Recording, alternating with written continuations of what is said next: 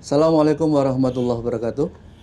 Pemirsa Salam. Bincang Perubahan Channel yang berbahagia, kembali kita berbincang-bincang, kembali kita akan membicarakan satu tema yang sangat menarik yang terjadi di salah satu belahan negeri ini, yaitu di Pulau Rempang, Batam, Kepulauan Riau. Ini menjadi ramai dan hangat dibicarakan. Maka untuk itu saya akan menghadirkan dua pembicara yang sangat kompeten untuk membicarakan hal ini. Yang pertama adalah Bung Azam Khan SH. Assalamualaikum Bung. Assalamualaikum. Sehat Bung? Sehat alhamdulillah. Yang kedua Bung Wahyudi Al-Maroki. Assalamualaikum. Waalaikumsalam Sehat warahmatullahi Bung? wabarakatuh. Alhamdulillah. Alhamdulillah. Baik, kita mulai saja. Pertama saya berikan kesempatan kepada Bung Azam Khan SH. Saat ini pulau tersebut,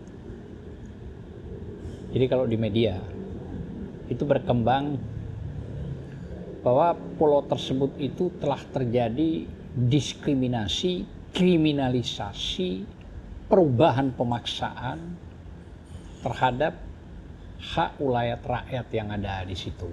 Ya. Pulau tersebut diperkirakan hampir 8.000 warga sejak tahun 1834 kurang lebih turun-temurun dari suku Melayu, suku daratan, suku lautan yang tergabung dulu adalah satu wilayah di Riau. Setelah Kepres 28 tahun 1992 terpisah menjadi hak otorita Batam. Sebelumnya mereka hidup dengan baik, dengan bagus. Mereka di samping bercocok tanam, Nelayan juga. ya. Mereka hidup saling mendukung yang mayoritas, hampir mayoritas Muslim. Ya. Tahu-tahu dalam waktu yang tidak lama ini berkembang pesat ada dugaan negara memberikan kelonggaran kepada oligarki. Ya. Yang seluas-luasnya ya untuk menguasai dengan jalan bahasa halus, merelokasi. Kan begitu kan kira-kira? Ya.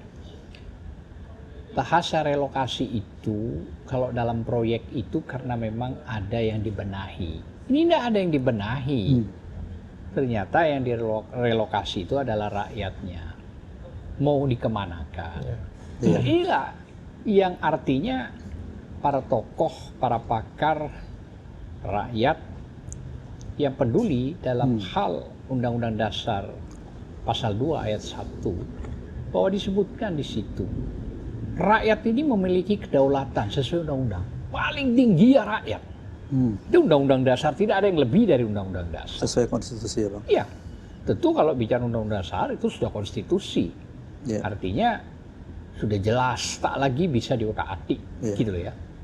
Kecuali Kepres, bahkan undang-undang yang lain bisa, gitu loh ya. Yang menjadi masalah, negara ini berpihak nggak kepada rakyat? Kalau kita bicara pada Undang-Undang Dasar 1945 Pasal 2 ayat 1 bahwa hak daulat tertinggi adalah rakyat, harusnya negara itu melindungi, memayungi rakyat. Logikanya itu yang dibangun demikian, gitu loh ya. Bukan ya merelokasi, menyetujui. Tentu kan begini loh, hal yang paling penting untuk kita cerna itu pulau bukan sedikit lah, 17.000 lah kira-kira hektar. Berarti kan ada kepentingan yang tidak baik di sini kalau kita melihat. Maksud saya, sebelum terjadi dugaan penindasan, dugaan relokasi, dugaan pemaksaan, ya, dugaan memindahkan orang. Apakah negara dalam hal ini, maksud saya, sudah mengumumkan melalui banyak media? Tidak ada kan? Bahwa alhamdulillah pulau yang 17.000 ini yang namanya Rempang di otorita Batam sesuai Kepres 82 tahun 92, begitu. Ada satu pengusaha kita akan membangun untuk kebutuhan rakyat. Nah misalnya begitu. Rakyat yang mana itu? Nah ya rakyat situ. Rakyat situ. Ya, okay. Rakyat Rempang. Yang kira-kira kepentingannya tentu positifnya untuk rakyat. Alhamdulillah. Lah, mari kita bicarakan secara transparan apa yang diinginkan oleh pihak pengusaha. Kan begitu kira-kira, secara transparan. Bukan tahu-tahu kita melihat di TV, saya tak tahu proses pertamanya. Begitu ribut. Kita ambil dulu Undang-Undang Dasar 1945, Pasal 28. Dari pasal 28 itu banyak panjang sekali. Yang semuanya itu menjelaskan hak kehidupan rakyat. Yang negara harus melindungi. Gitu loh. Itu poinnya. Panjang itu, banyak sekali itu. Ya. Kalau saya mau saya bacakan, saya coba untuk saya bacakan supaya publik tahu, kan begitu? Ya. Jadi kalau kita mengacu kepada pasal 28 Undang-Undang Dasar 1945, 28A hak untuk hidup serta berhak untuk mempertahankan hidup dan kehidupannya. Pasal 28B 1 hak membentuk keluarga dan melanjutkan keturunan melalui perkawinan yang sah di situ.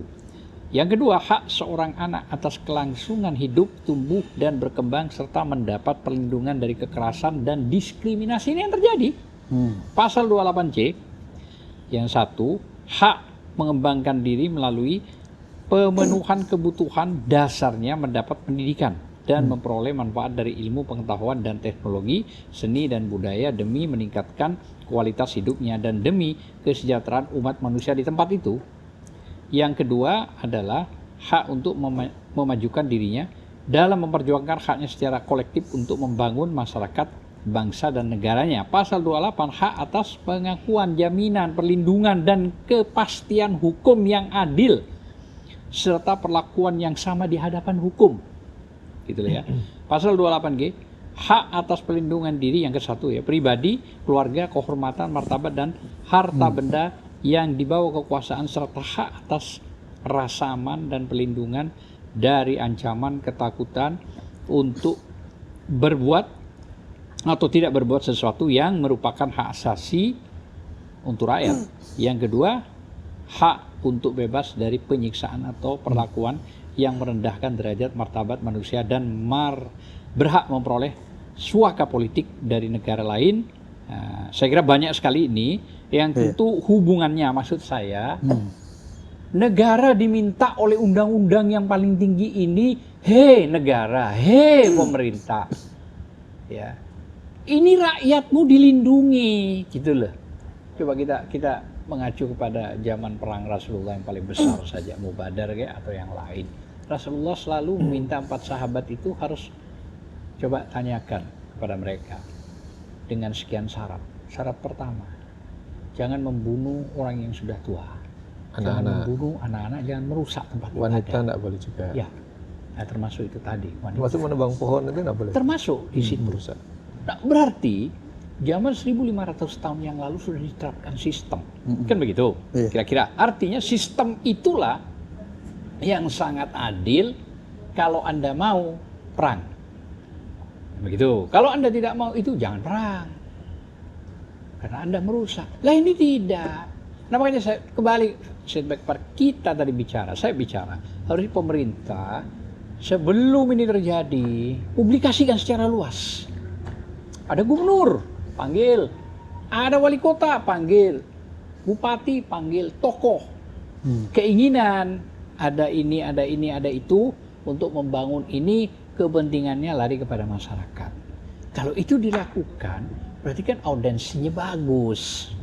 Cerdas, kan begitu. Bermartabat dan mulia.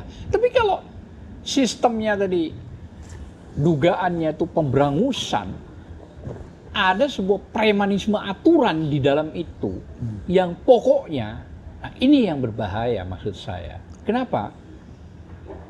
Karena ini sudah tidak menjunjung rasa keadilan, tidak memprotection people, rakyat yang ada di situ, dan melawan justru rakyat yang baik dan benar yang sudah di situ. Ada suku Melayu, ada suku Laut, ada suku darat di situ dan sudah bermukim ratusan tahun di situ turun menurun. Sebelum negara ini ada sudah duluan. Sudah 1834. Iya. Kita merdeka kapan? Berarti memang ada. Dan itu hak ulayat itu bisa dibuktikan di peta. Bisa dibuktikan di peta. Dan negara punya itu, jangan berbohong gitu loh. Daripada kita punya itu. Kalau sistem di undang-undang pertanahan warka, itu di bawah warka lagi, lebih jauh lagi gitu loh. Nah ini maksud saya, ada beberapa undang-undang yang paling tinggi ditabrak. Pertama yang tadi saya sebut adalah Undang-Undang Dasar pasal 2 ayat 1, hak daulat tertinggi adalah rakyat. Tidak mungkin negara berdiri tanpa rakyat. Jadi rakyat punya hak daulat tertinggi. Pasal 28 yang saya tadi sebut satu persatu itulah bagian maksud saya dari adanya bahwa negara harus memberikan protection kepada rakyat. Selain protection. Ya, selain ada undang-undang kejahatan HAM. Ya, ada undang-undang HAM itu. Selain kalau dirinci ada undang-undang yang lain, pidananya ada. Nah, sekarang bagaimana kita sebagai advokat, apakah bisa melakukan upaya untuk melawan para oligarki? Bisa. Kalau para rakyat di sana, para tokoh di sana meminta kita siap untuk melawan itu. Paling tidak menjembatani apa maunya. Tapi dengan syarat protection penegara terhadap kita juga harus ada. Jangan malah dikriminalisasi lagi. Iya. Bukan cuma kriminalisasi, penculikan hilang malah. Nah itu bahaya. Saya berharap juga Jokowi yang sudah mau habis masanya berlaku arif lah untuk rakyat. Berikan legacy yang berlaku adil lah untuk rakyat. Jangan maksud saya kepada Jokowi ini meninggalkan ibarat gajah mati meninggalkan gading, macan mati meninggalkan belang. Maksud saya tinggalkanlah yang baik-baik. Contoh siapa banyak, 4 sahabat sampai pada Rasulullah meninggalkan kebaikan. Tapi kalau sudah meninggalkan sakwasangka yang begitu dalam dan luar biasa, maka selamanya sejarah akan mencatat kelam kepada siapapun ya, bukan cuma kepada Jokowi. Ini kan cuma dugaan. Siapa tahu Jokowi sebagai presiden dalam waktu dekat ini sudah merubah semua sistem yang ada, bahwa lebih banyak dia kembali kepada rakyat. Saya kira itu aja. Ya, kalau kita lihat ini Bang Azam ya, ini kan kalau saya lihat kasus ini kan di ujung-ujung masa kekuasaan Pak Jokowi ya. Itu tadi. Jadi ini justru meninggalkan kesan yang negatif, luka yang begitu mendalam di hati rakyat. Karena kalau dilihat dari konstitusi, itu kan amanat konstitusi itu jelas. Kalau kita lihat di pembukaan itu minimal yang pertama itu melindungi segenap bangsa dan seluruh tumpah darah. Alinea pertama. Iya, alinea pertama. Kedua mencerdaskannya, ketiga mensejahterakannya gitu. Jadi kalau tadi di pasal 28 itu hak-hak rakyat semua. Termasuk pasal 29 itu terkait juga dengan hak rakyat. Nah, kalau kita lihat gini. Jadi kewajiban negara CQ pemerintah yang sedang berkuasa dalam Pak Jokowi mestinya tidak boleh terjadi bahasanya itu tadi perampasan atas hak-hak rakyat. Ya. Jadi kalau sampai rakyat yang tinggal situ puluhan tahun, kemudian bahkan ratusan tahun kemudian mau digusur, demi apa gitu. Itu kan tidak jelas. Jadi kalau misalnya karena daerah itu tidak kondusif untuk ditinggali, misalnya karena berbahaya tentang bencana, mungkin itu bisa direlokasi. Tapi kalau rakyat tinggal di situ bertahun-tahun, ratusan tahun tidak ada masalah. Kemudian hanya demi kepentingan, bahasanya mau bikin pelabuhan bebas, mau bikin tempat wisata yang bebas. Ini kan berarti pembangunan yang menggusur rakyat. Nah, dalam konteks ini mestinya keberpihakan itu kemana? Kepada rakyat atau kepada pengembang atau kepada oligarki tadi gitu. Ini posisinya yang pertama itu. Nah, kalau kita melihat dalam konteks ini ada keberpihakan, tidak keberpihakan kepada rakyat, karena rakyat yang akan jadi korban untuk digusur gitu kira-kira. Ya, buktinya bergejolak. Kemudian kalaupun dia menghormati adat setempat, menjunjung tingginya, tentu diajak bicara dan tidak mungkin akan ada keributan gitu. Itu yang pertama. Yang kedua, kalau masyarakat tidak setuju, mestinya dialihkan wisatanya atau membuat kawasan apapun, entah kawasan wisata, entah kawasan pelabuhan, entah kawasan ekonomi, mestinya dicari tempat lain. Tapi setidak-tidaknya harus transparan dulu ke beberapa media. Ya, itu kan ada komunikasi mestinya. Iya, Gitu. ditangkaplah sama rakyat. Kalau kita lihat dalam sejarah pemerintahan Islam di masa Khalifah Umar, Ya. itu kan ada salah satu gubernur yang ingin menggusur Yahudi. salah satu rumah warganya yang kebetulan bukan Muslim, dia seorang Yahudi. Rumah itu pun tidak bagus-bagus amat itu pun cuma satu orang. Ketika dilaporkan kepada Khalifah Umar bin Khattab, maka Khalifah Umar bin Khattab mengambil tulang digaris, diserahkan kepada Amr bin As, gubernurnya.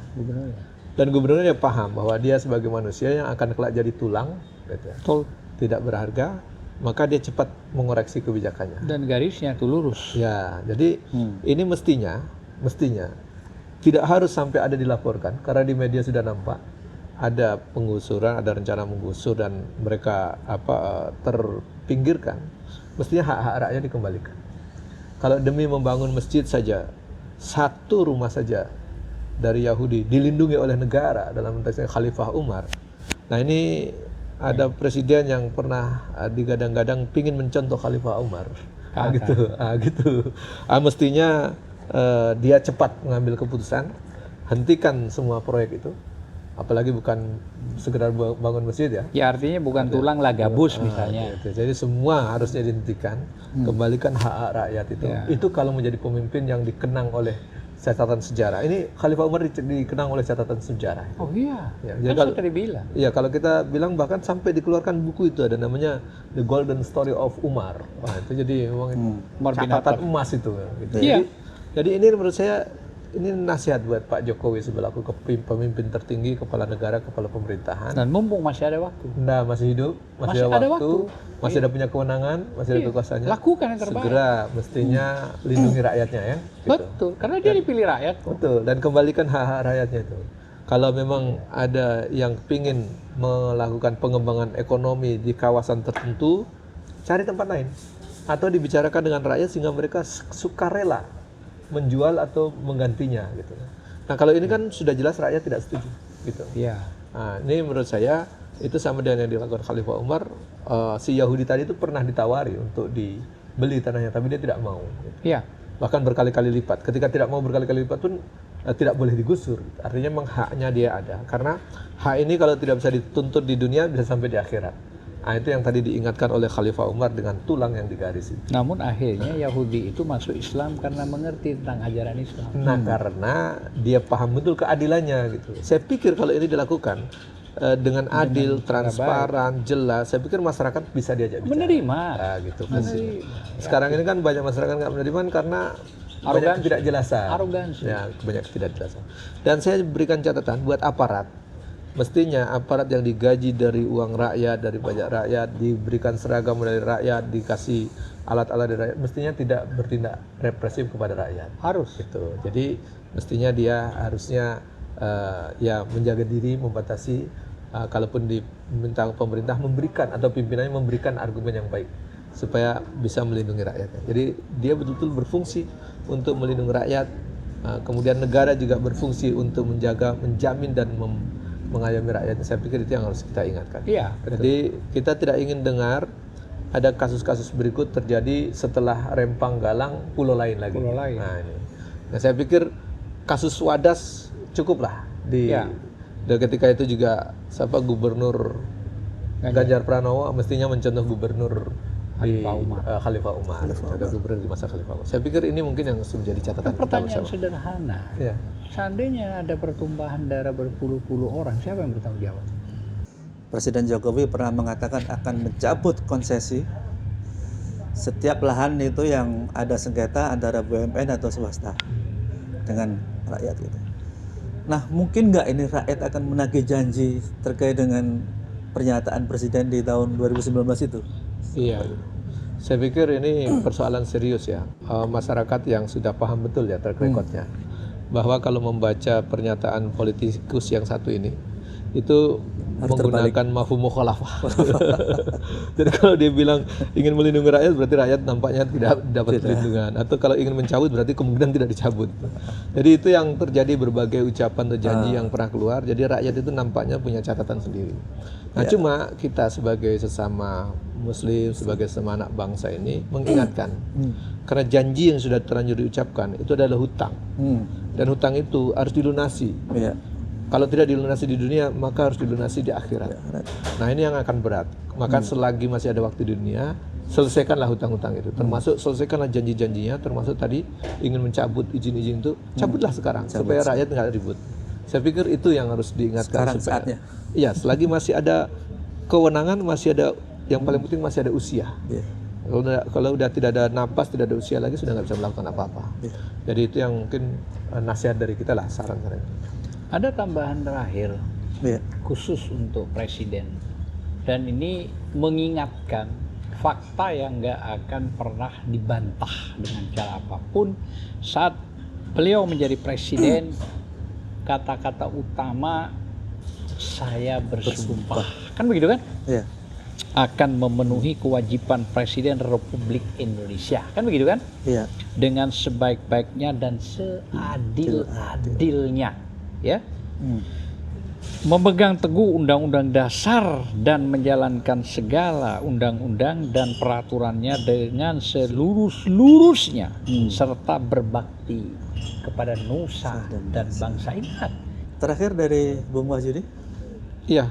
Untuk menegaskan hal ini. Saya pikir memang kalau bicara tadi sumpah pejabat itu, ini unik di Indonesia ini. Pejabatnya disumpah dengan Al-Quran, tapi malah tidak boleh menjalankan isi Al-Quran.